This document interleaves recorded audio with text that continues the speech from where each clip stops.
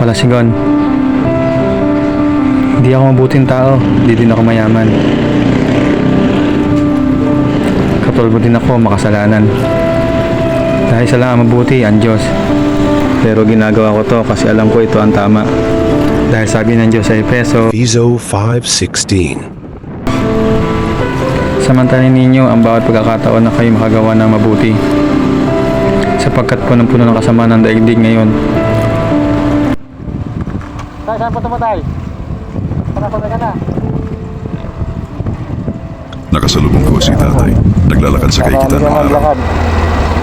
Buka ka ba? Saka banda tayo. Tututu. Lolo. Parang hindi ka na mahirapan maglakad. Tama sa job.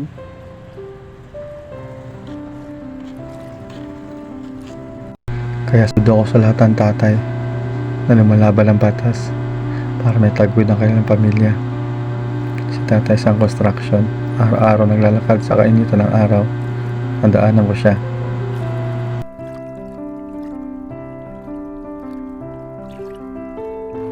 Ano, Turpan? Padulo? Ano ka? Wow. Ciao. Sige, sige ha. Dito na lang. Oh. Diretso na kita tayo. Relax lang naman. Diretso na kita para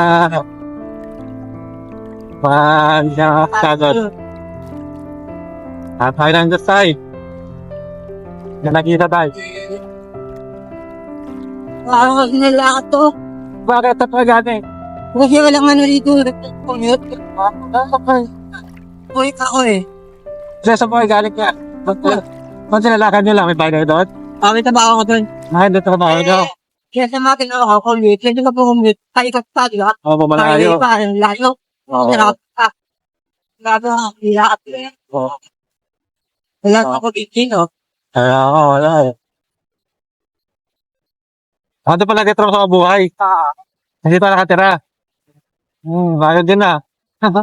Ngayon eh. Ano mo trabaho niyan tayo? Anong trabaho niyo doon? Ano sa ako sa akin? Ano ko? Oo, maton.